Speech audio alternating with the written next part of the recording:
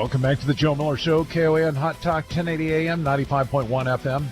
This show is made possible by the McPherson Tax Defense Group, 1-800-BEAT-IRS, BeatIRS.com. That's B-E-A-T, IRS, serving Alaskans, Americans since 1978 with 2 generations of tax defense attorneys. We have online with us Daniel Horowitz. He's a regular commentator, senior editor at Conservative Review, been on the show before. He has written a number of columns, hot-button columns, particularly on the Islamic issue. We have not talked to him since the Paris attacks. Daniel, thank you for joining us on the Joe Miller Show, being willing to talk about the refugee and Islamic crisis. Great to be back, and boy, oh boy, is there a lot to talk about. Well, I wanted to first just mention that since the attacks, we at joemiller.us, Restoring Liberty on the radio program, have been hitting pretty hard the idiocy from our government with respect to the refugees, the Islamist issues, and it really has touched a nerve. I mean, already, of course, the vast majority of Americans, both sides of the aisle, they're against illegal aliens, they're against Islamic refugees, but people are really activated now. They're saying, what in the world is wrong with our governments? And they look at what happened, like, for example, in France, I guess it was yesterday, the president announced that, hey, they're going to go ahead and take 30,000 more refugees, despite what happened just several days ago. Are we going to see the same sort of continued idiocy from our leaders as well? So far we are. And before we kind of unpack what happened in Paris, what it means, the broader implications, I just want to address that point. The secular liberals in the West share something very important with the Islamists. They both adhere fervently to their religious tenets. The secular pagans in the left, they so fervently adhere to their religion of political correctness that, much like the Islamists for Sharia law, they are willing to die for their cause. They are willing to dismantle their civilization and the future of their children for their cause. In that sense, they are like political suicide bombers. And that is the point. Let me just say this. You have France is done, right? We're going to talk about, I'd love to share my thoughts on how I think we're about a step behind France, and we're not across the tipping line, but we're very close. France is done. It's 10% Muslim. I don't have the numbers under 5, but if you look at the population under 5, I'd imagine it's a lot more. You literally have Pakistan and Gaza there, meaning hardcore, not just, kind of halfway, unassimilated Muslims. And no, these are hardcore.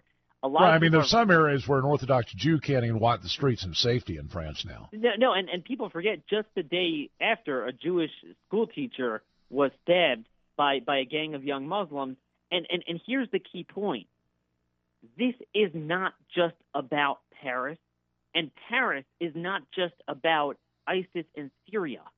It's about Islamic supremacism in conjunction with the cyber jihad and the internet. Newt Gingrich has made this point, I think, pretty solidly in a Washington Times column.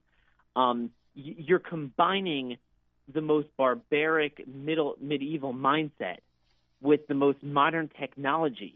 So what it's doing is, even to the extent these people ever could assimilate, with the ubiquitous cyber jihad now, it's radicalized so many of them that a lot of people are missing the point. They're talking about Syrian refugees and ISIS infiltrators. Well, that's definitely, a first, I would say, an immediate threat, and that's one sphere of the problem. But the more foundational existential threat, take a look at the 20 or so known so far accomplices, perpetrators, planners, some of the people who participated. They were all French and Belgian nationals. Wow. They were people that had been brought in, first generation, second generation Muslim immigrants into Europe. Look at the neighborhoods they were caught in. They're just as it was like Gaza. So, I'm not trying to diminish the threat of ISIS. I'm saying if you focus just on ISIS, you're actually underselling the degree of problem. It's not a matter of, hey, let's get better intel, let's bomb ISIS to death. We could do that, and we should do that anyway. But that, ISIS was created a couple of years ago. We've had this, Al-Qaeda, we've had, forget about terrorist groups. We now have enough Muslim immigration in Western countries, including the United States, which we should discuss, is in that you have ubiquitous jihad on our shores. So whether they're working for ISIS, inspired by ISIS, inspired by al-Shabaab, Hezbollah, or just simply acting on the personal prerogative, the personal obligation for jihad, there's nothing to vet. Well, in fact, that's one of the reasons why I keep talking about the polling data that suggests in the United States amongst Muslims, almost 50% want Sharia law, and almost a quarter think that violence is justified against government to impose Sharia law. Those are huge numbers. And the trajectory is getting even worse. Here's what people don't realize. Again, both with the growth of the successful cyber jihad online, and also the fact that, keep in mind, part of the reason why we didn't have such a problem in the 70s, 80s, when the Muslim immigration was just starting, is numbers matter. The numbers were fewer. You didn't have the internet. They were kind of more isolated in a Western country, assimilated a little bit different. Also, there's another phenomenon, and I've seen this across the board in my studies of immigration policy in general. With the first generation, often they're too busy kind of just settling, just getting used, just not assimilating, of course, that's the problem, but settling. So they're not so hot to try to commit jihad, but nonetheless, many of them are fervent adherents to Sharia. They raise their kids that way. But it's the kids, the second generation. We've certainly seen this in Europe, and now we're seeing this in America. Rather than loving America, loving the opportunity, they're the ones that are even more radical. So if you look at the polling data for young males under 45, and I would imagine if you look at young males under 25, it would be even more, 36% support violence in the pursuit of global jihad. So when they talk about, Democrats side with it. They downright don't want to talk about it. They don't care. But even the Republicans are narrowly focusing on, well, let's just vet a little better to make sure ISIS doesn't infiltrate the refugees. They're trying to divorce and make ISIS a thing. No. The problem with the Syrian refugees is the Syrian refugees. It's the same problem with the Somali ones, with the Bangladesh, with Uzbekistan. It's that not all of them will be Sharia adherents, and even not all Sharia adherents will be violent, but the more you have, the more it cultivates that homegrown climate that we now see in the Minneapolis community, you see in Brooklyn, New York, where it's a little bit like Europe now. And we had 40 individuals from the Minneapolis Somali community who went over to fight for ISIS. They're from Somalia. They were not from Syria. So this is not a matter of professionally trained ISIS operatives infiltrating upon admission to the country. It's Sharia adherent individuals that cluster together and then are drawn into things like ISIS. If we fail to make this distinction and see this point, we're going to continue dancing around the issue. And that's one of the problems with Obama, his refusal to call things Islamic terrorism. I mean, because this all arises out of the Islamist ideology. And that's the point that a lot of those on the left and some on the right, I think, are missing. But even Paul, that's what I'm saying. Paul Ryan and the Republicans miss this too. They understand that to the extent terrorism exists, it's radical Islamic. But they try to divorce, and that's why I am very against, and I'm one of the few people saying this, I'm very against this obsession with ISIS. They're trying to almost channel all the problems into ISIS, and let's just destroy ISIS. Again, that's a red herring. You could do that. We should do that. But the problem is so much more fundamental than that. The problem is Sharia law, the totalitarian, theocratic mindset that has infected this religion and this region of the world. So just like a country that has Ebola, a country that is infected with things, it's not everyone's fault and not everyone has it. But how the hell could we disentangle that? I just want to give one example to bring out this point. I resent that a lot of people all of a sudden wake up with the Paris shooting, bombings. Well, I'm glad they did. But what about the Chattanooga shooting where 5 U.S. service members were killed on our soil? And so many people didn't seem to care about it, certainly among the political elite. This was Obama wants to talk about a toddler. Oh, you guys, you don't want to let in 2- and 3-year-olds. First of all, 80% are military-age males. But you want to talk about a 2-year-old? The Chattanooga shooter was 2 years old when he entered the country. There's nothing to vet.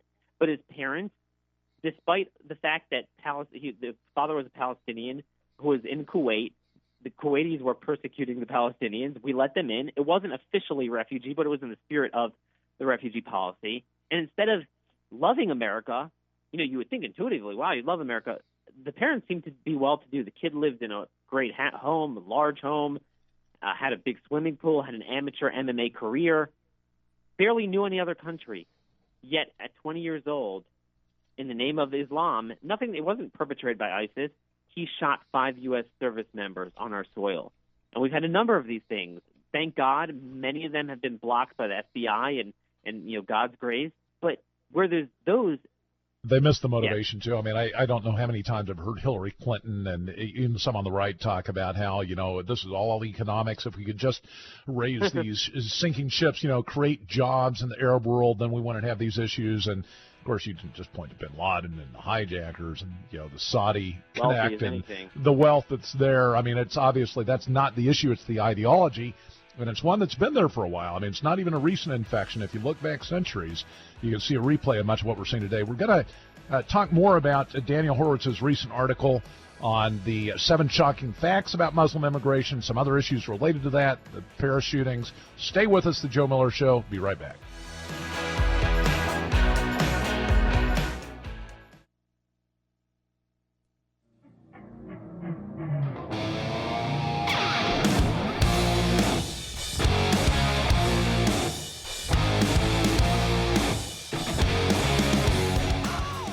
Welcome back to the Joe Miller Show, KOAN Hot Talk, 1080 AM, 95.1 FM. We have Daniel Horowitz online with us, senior editor at the Conservative Review. Focuses on the hot-button issues in Congress. He's been writing a number of articles about the idiocy of our leaders, not just in the United States, but also those in other Western countries with respect to Islamic refugees and immigration into our countries. We're talking during the break about how they view this as a minor issue. They say, hey, look, it's only 2,000 Syrian refugees that we're talking about. In fact, we heard a comment similar to that from the governor of Alaska, Governor Walker, and pushing back against the vast majority of Alaskans who don't want any refugees here from Syria. He said, hey, it's just 2,000. No, not only that, the feds are doing a great background check. Is this kind of a red herring, Daniel, or do you think that this is an accurate portrayal of the state of things? This is what we do at Conservative Review, and this is what we seek to do. The reason why so many people are often fooled is they don't give you context. You don't see the before and after, the world that we're living in. They look at everything in a vacuum. And as I said, the Syrian refugees are one piece of the puzzle. First of all, it's 10,000 this year, and in total they want to bring in 100,000. But it's more than that. It's what we have already done and what we're going to do. They act as if this is the first time we're ever bringing in Muslim immigrants. They say, hey, a couple thousand, we sprinkle them around, we'll get them to assimilate, we vet them. What's the harm? We have brought in almost 2 million immigrants from these very infected countries that are very infected with radical Islamic mentality since 9/11. We doubled our rate of immigration, not just the refugee, but across the board. We bring in 156,000 foreign students from Islamic countries, including 60,000 a year from Saudi Arabia alone. And then as far as the refugee program, I'm glad people have woken up because of this issue. But to understand the issue, you need to understand the context that this has been the refugee resettlement program over the past 2 decades has ostensibly become a Muslim resettlement program. It has been hijacked from refugee policy under law. You're going to hear this talk. We can't have a religious litmus test. Let me tell you something. Refugee policy in principle and in law is, if you want to call it a religious litmus test, because you're disentangling a religious minority that's being persecuted or an ethnicity at the hands of a religious majority. And it's the Jews and the Christians that are persecuted by a Muslim majority. And that doesn't mean all the Muslims are the persecutors, but if you're a Muslim coming here, that's not refugee status. You're just living in a hellhole in a civil war there. But that's not what refugee status is. Refugee status is a persecuted minority, but nonetheless, because Muslims have pretty much chased out all the Christians and Jews anyway from the Middle East or killed them, so you don't have too many more refugees left. So all the so-called refugees are now Muslims. All these resettlement organizations have mission creep, and they need to justify their $400,000 executive salaries and the tens of millions in government grants they get. So they want to resettle as many Muslims as possible. Over the last 2 decades, we have resettled almost 1 million, well, probably maybe 700,000 Muslims through the refugee resettlement program. Arabic and Somali are the most common languages spoken. We have had problems from the Somali program in particular. So when you're talking about bringing in another 10,000 Somali refugees and 100,000 over the next few years, you can't view that in a vacuum. That's part of the broader clustering, the broader problems we have. And I would note, it's not just from there. Obama wants to bring in more Muslims from Burma. He's bringing 15,000 more from Somalia, despite the terrible problems we've had with the Minneapolis community. You know, Joe, just one thing I want to quote from you, quote to you a statement from Andrew Luger, who was the U.S. attorney from Minnesota. He was talking about all the people from the Minneapolis Somali community who have gone over to fight for foreign terrorist groups. And if you listen to what he says, you'll see how this whole vetting Syria ISIS thing is just a red herring. He said the following: to be clear, we have a terror recruiting problem in Minnesota, and this case demonstrates how difficult it is to put an end to recruiting here. Parents and loved ones should know that there's not one master recruiter organizing in the Somali community locally. What this case shows is that the person radicalizing your son, your brother, your friend, may not be a stranger. It may be their best friend right here in town. Wow. So I take it, just getting back a little bit to what you said earlier, that you don't agree with the analog or the analogy to the Jews of the 30s. In fact, some have made the moral claim that if we don't accept these refugees in now, we're basically replicating what we didn't do with the Jews in the 30s. Agree or disagree? Wow. That is the most abhorrent and scandalous, backwards, dyslexic analogy that these people are putting forth. I wish I had an hour to respond, but let me just say this. If you want to take that analogy to its logical conclusion, it's like saying, and therefore we should now bring in the Nazis. Let's talk about Europe. This is where the rubber meets the road. This is the Waterloo of political correctness. This is where it comes full circle, where you tolerate the intolerant under the guise of tolerance, that because they were so tolerant about bringing in massive amounts of Islamic immigrants to Europe, you now have descendants of the Holocaust, Jews that you want to talk about refugees that have to flee France, Germany, and the Netherlands, among other places, because they can no longer live there thanks to the tolerance of these very leftist and resettlement groups that promote that line of thought. So imagine that. You want to play the Jew card here, as they do. We don't want to bring this crap to America. America is a very tolerant country. It's the only pro-Israel country. It's the only country where you don't have widespread anti-Semitism. We're proud of it. We want to keep it that way. We don't want to turn America into Europe. And that's exactly the point. We don't want to create the climate for which Jews have to flee. We want America to be a place for Jews to prosper, and that's exactly why we don't want to turn it into a jihadist hellhole.